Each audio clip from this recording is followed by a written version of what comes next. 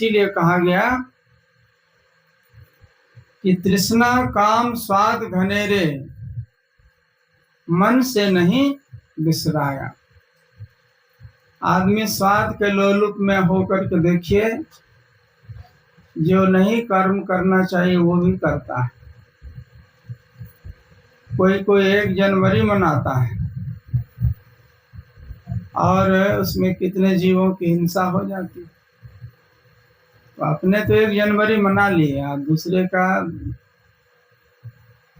2 जनवरी होगा कि नहीं होगा उसको कोई चिंता नहीं है। तो तृष्णा, जीव के स्वार्थ के लिए आदमी ऐसा कर्म कर जाता है जो उनको बाद में पछताना पड़ता है। तो तृष्णा और धन की तृष्णा, संसारिक पद प्रतिष्ठा की तृष्णा और तमाम जो तृष्णाएं हैं वो भी आदमी के मन को मलिन कर देता है। क्योंकि संसार में संतुष्टि नहीं हो पाती। संतुष्टि कैसे होगी? जो संतुष्टि स्वरूप परमात्मा है उनके तरफ में तो चलता भी नहीं, 1 कदम भी नहीं चलता है, चलना ही नहीं चाहता। चीन का एक बहुत बड़ा सम्राट था, गया था किसी महात्मा से आशीर्वाद लेने। कहा कैसे शांति मिलेगी, इतना वैभव है, सब कुछ है, मन बड़ा अशांत रहता है। तो महात्मा जी ने कहा कि जिधर जाकर के शांति मिलनी चाहिए, तुम 1 कदम भी अभी आगे नहीं बढ़ा है, और उन्हीं चीजों को बटोर रहा है जो तुम्हारे मन को हमेशा अशांत करते जाए। तो शांति कैसे मिलेगी? और यह होता है तृष्णा के कारण। तृष्णा को कैसे जीतिएगा, परम संतोष कैसे आएगा? जब अंतर्मुखी हो जाएगा व्यक्ति, तब उनके जीवन में परम संतोष आ जाएगा।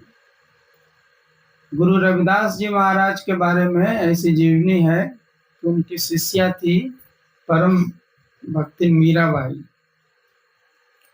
अपने तो जात की छत्रानी थी, बहुत ऊंचे घर से ताल्लुक रखती थी, लेकिन संत रविदास जी को गुरु बनाया, बड़ी श्रद्धा से उनको गुरु बनाया।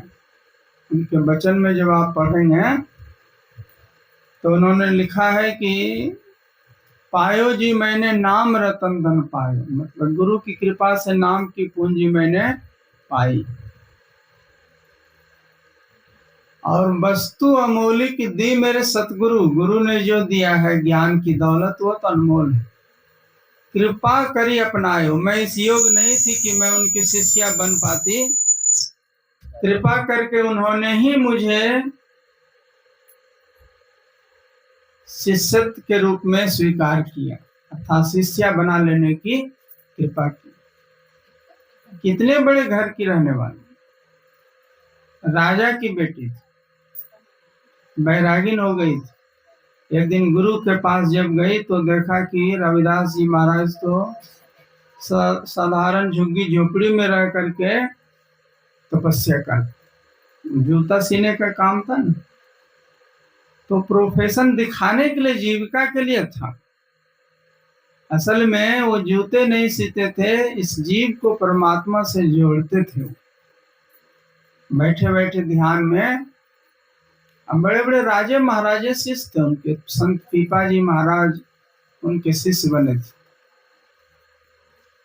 तो एक दिन एक कीमती असरफी ला करके भेंट किया और कहा कि गुरुदेव, जो मुझे आपकी दशा नहीं देखी जाती, इसको बेच करके कुछ बढ़िया महल बना करके जीवन ही गुजारना है, तो अच्छे से जूता सिए, चाहे प्रवचन कीजिए, बढ़िया से कुछ बना लीजिएगा।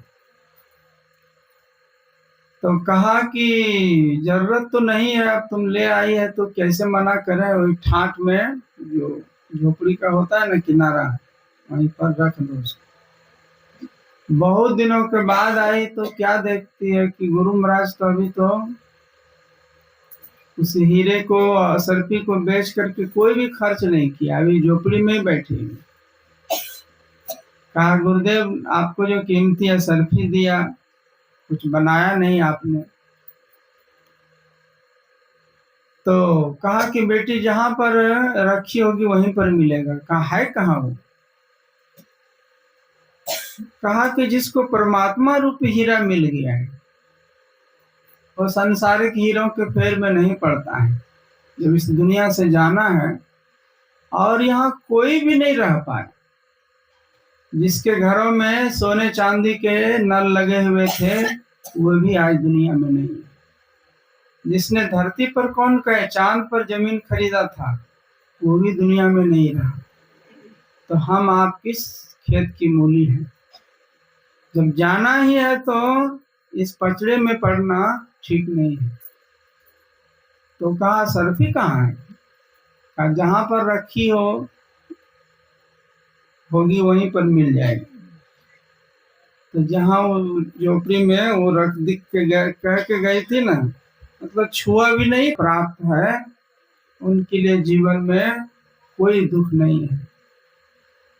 और जो तृष्णावंत है उनको संसार की सारी संपत्ति दे दीजिए तो भी उनको लगेगा कि कम ही है, अभी हम कम है।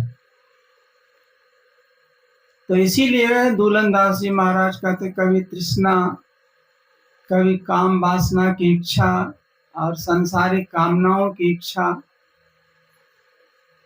कभी जीव के स्वाद ही बिसराए, ये सब फेर फार में रहा। अब भोग विलास आस निशिवासर इत उचित भरमाया, रे तू काहे को जग में आया। देखिएगा कहीं कहीं चौक चौराहे पर बीच रास्ते पर बैठ करके लोग ताश खेलने लग जाता है। ये भी नहीं सोचता है कि आदमी की गाड़ी कैसे जाएगी, कि रोड जो बना हुआ है बीच रास्ते पर बैठा है वो मनोरंजन में लगा हुआ है। मनोभंजन कैसे होगा ये असली बात है। मन परमात्मा से कैसे जुड़ेगा?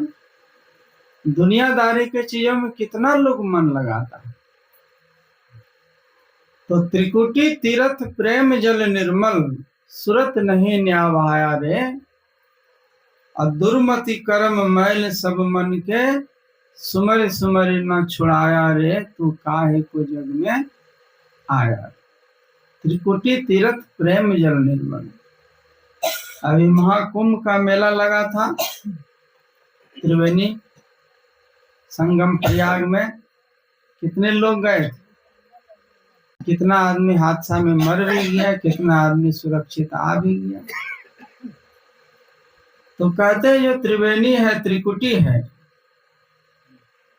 आपके अंदर में जो है, आंख बंद करके जो है सामने जो दायां बायां छोड़ करके जो अंधेरे में सामने देखते हैं वही असली त्रिवेणी है। वहां जो स्नान करता है उस घाट में जो ठाठ से बैठ करके और कोई इच्छा नहीं रखता है। ध्यान का मतलब ये मत समझिएगा कि जल्दी से हमको बिंदु और प्रकाश की प्राप्ति हो जाए और कोई आवाज सुनाई पड़ने लग जाए परमात्मा का। ऐसा व्याकुलता मन में रख करके कीजिएगा तो ध्यान नहीं बनेगा। ध्यान निष्काम होकर के कीजिए कि हमको ध्यान करने से सुख मिलता है। हम सभी विचारों को छोड़ करके जब निर्विचार होकर के बैठते हैं और हमको आनंद मिल रहा है तो उसी में ध्यान का फल मिल जाता है। और जो आदमी कल्पना से बनाता है बिंदु, तारा, चांद, सूरज, ये सब, तो वो नकली चीज होती है। जब परमात्मा को भेजने का समय होगा अपने आप अंदर में वो चीज प्रकट हो जाए। आपको कुछ सोचना नहीं है। वहां उपनिषद के ऋषि कहते हैं मोक्ष की इच्छा भी त्याग दो। हमको मोक्ष पाना है, बिंदु दर्शन होगा, सार शब्द की प्राप्ति होगी तब न मोक्ष प्राप्त होगा। तो मोक्ष की कामना भी त्याग दीजिए क्योंकि कामना मात्र ही उसमें बाधक है। आप बैठ गए, गुरु ने जो बताया सिर्फ वो थोड़ा ख्याल रखना है कि एक मंत्र का जप करना है कुछ देर। जप को कभी भी हड़बड़ा के नहीं करना चाहिए, जप को हमेशा स्थिर से करना चाहिए। कभी गिनती नहीं करनी चाहिए और उसको मन ही मन करना चाहिए, और कोई पूछे तो उसको नहीं बताना चाहिए।